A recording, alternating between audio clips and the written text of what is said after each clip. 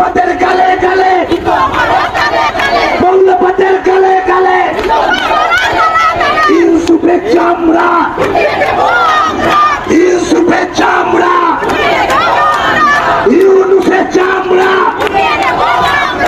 আসসালামু আলাইকুম ওয়া রাহমাতুল্লাহি ওয়া বারাকাতুহু। যে যেখান থেকে ভিডিওটা দেখছেন সবাইকে জানাই মনের অন্তঃস্থল থেকে ভালোবাসা অভিনন্দন।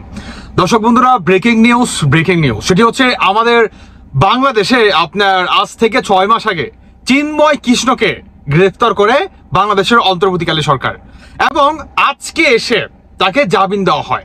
তিনি জামিন পেয়ে সাথে সাথে ডক্টর ইউনূসের উদ্দেশ্যে এই কি বার্তা যে 8 দফা দাবি যদি না মানা হয় তাহলে পাকিস্তানকে যেভাবে আপনার শায়েস্তা করতেছে ভারত, ঠিক তেমন ভাবে শায়েস্তা করবে এই চিন্ময় কৃষ্ণ দাস।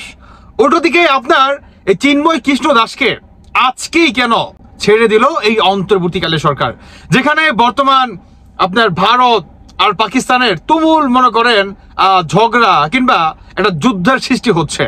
উল্টোদিকে আপনার আমাদের বাংলাদেশ আর হচ্ছে মিয়ানমার তার এই রোহিঙ্গাদের কেন্দ্র করে আরাকান আর্মিদের সাথে কিংবা জাতিসংঘ আমাদের একটা যুদ্ধ বাঁধিয়ে দেওয়ার চেষ্টা চালাচ্ছে।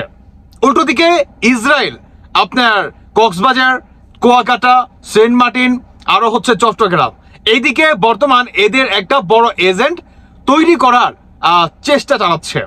এত কিছু ঘটতেছে আমাদের এই বাংলাদেশের মাথার উপর দিয়ে। উল্টোদিকে হঠাৎ করে চিন্ময় কৃষ্ণর এই জামিনকে আপনি কিন্তু অবাক হয়ে যাবেন, কারণ ইতিপূর্বে বা 1 সপ্তাহ ধরেন, 15 দিন ধরেন, 1 মাস ধরেন এই ধরনের কিন্তু কোনো রায় আমাদের বাংলাদেশের কোর্টে থেকে কিন্তু আসতেছিল না, বা অন্তর্বর্তীকালীন সরকারের পক্ষ থেকেও ওই ধরনের কোনো ফিডব্যাক কি নাই বলতেই চলে।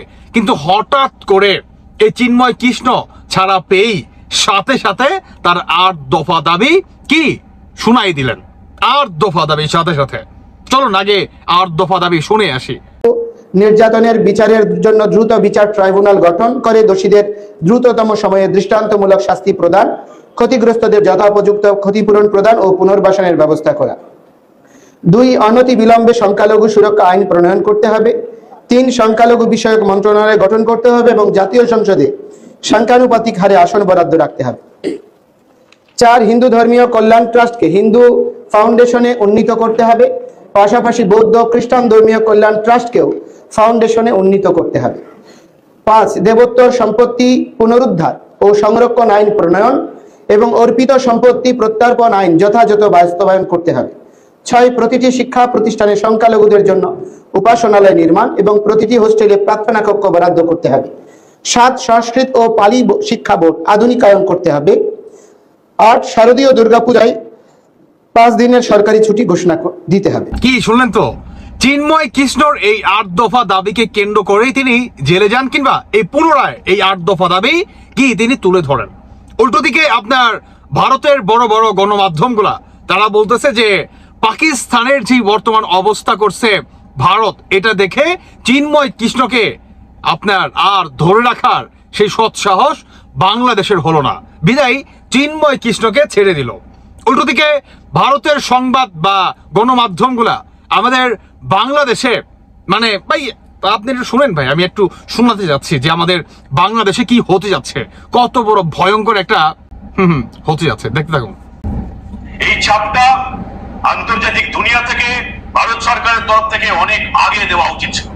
যেভাবে আমেরিকা, ইসরায়েল, রাশিয়া এই ভারত পাকিস্তান কনফ্লিক্টে ভারতের পাশে এসে দাঁড়িয়েছে, তাতে বাংলাদেশের আত্মারাম খাঁচা ছাড়া হয়ে গেছে। তারা বুঝতে পেরেছে গোটা পৃথিবীর নজর এবার এই উপমহাদেশের দিকে।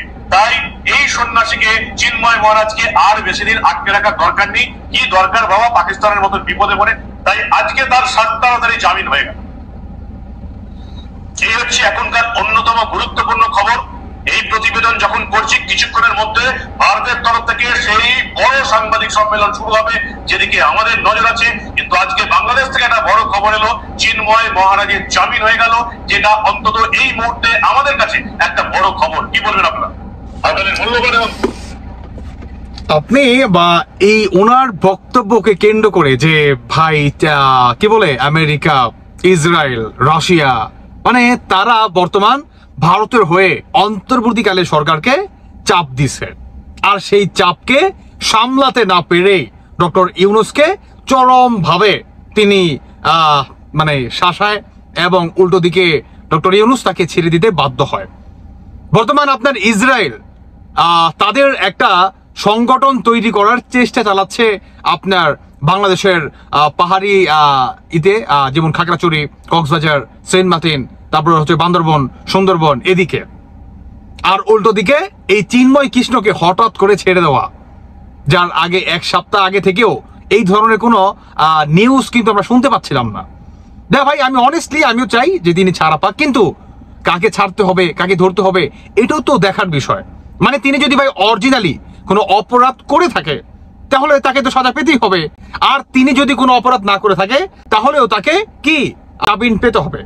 আমার যে নাকি চরম শত্রু আমি তার ক্ষেত্রে ঠিক একই কথা বলবো। তবে ভাই কথা হচ্ছে ভিন্ন জায়গায়। বর্তমান ভারতের গণমাধ্যমগুলা আপনারা শুনলেন যে আপনার সাংবাদিক সম্মেলন হবে, এই চিন্ময় কৃষ্ণর বর্তমান ভূমিকা কি থাকবে আমাদের বাংলাদেশে, কিংবা আপনার ভারতের হয়ে কিভাবে কাজ করবে। উল্টো দিকে আপনার ডক্টর ইউনূসকে চরম ভাবে এই ধরনের হংকার যাতে পাকিস্তানের মতো অবস্থান না হয়। তাহলে কি আমরা ধরে নিব যে অন্তর্বর্তীকালে সরকার ভয় পেয়ে এবং বহির্বিশ্বের একটা চাপ সৃষ্টি করে এই চিন্ময় কৃষ্ণ দাসকে জামিন করে দেয় এই অন্তর্বর্তীকালে সরকার? দর্শক বন্ধুরা, আপনারা কে কি মনে করতেছেন তা অবশ্যই জানিয়ে যাবেন। তবে দিন শেষে আমি আরো একটি কথা বলতে চাই ভারতের গণমাধ্যমগুলোকে, যে ভাই আপনাদের নিজেদের চরকায় নিজেরা তেল দেন। যেমন আমাদের বাংলাদেশের প্রসঙ্গে এসে কথা বলতে যাবেন না। বর্তমান এই ডক্টর ইউনূসকে নিয়ে কিছু বলবো না, তবে হ্যাঁ এই ইউনূসের সাথে আমাদের দেশের সম্মানও কিন্তু জড়িত। যেমন এক ইউনূসের জন্য আমরা কিন্তু দেশ বিক্রি করে দেই নাই। যেমন ইউনূস আমাদের দেশের সন্তান, তাই আমাদেরটা আমরাই বুঝে নেব। কেমন আপনাদের নিজেদের চরকায় নিজেরা মনে করেন তেল দেন, ওই পাকিস্তানের সাথে আপনারা করেন, বোঝাপড়া করেন। কেমন বাংলাদেশ নিয়ে কোনো কথা বলবেন না যে ভয় পেয়ে অমুক পেয়ে তমুক পেয়ে চিন্ময় কৃষ্ণকে জামিন দিছে। তিনি যদি কোনো অপরাধ না করে থাকে তাহলে তিনি অবশ্যই জামিন পাওয়ার যোগ্যতা রাখে। কেমন এতে করে ভয় পেতে হবে না। সো মাইন্ডেড কেউ এই ধরনের হুমকি ধমকি এক দেশ থেকে আরেক দেশকে দিবেন না প্লিজ। এতে করে সম্পর্ক নষ্ট তো হবেই, দুই দেশের মানুষের ভিতরেও সম্পর্ক আরো কি চরম পর্যায়ে গিয়ে দাঁড়াবে। আশা করি দর্শক বন্ধুরা আপনারা সবাই বুঝতে পারছেন কে কি মনে করতেছেন। বাকিটা আপনাদের ব্যক্তিগত মতামত অবশ্যই জানিয়ে যাবেন। ধন্যবাদ সবাইকে। আল্লাহ হাফেজ, আসসালামু আলাইকুম।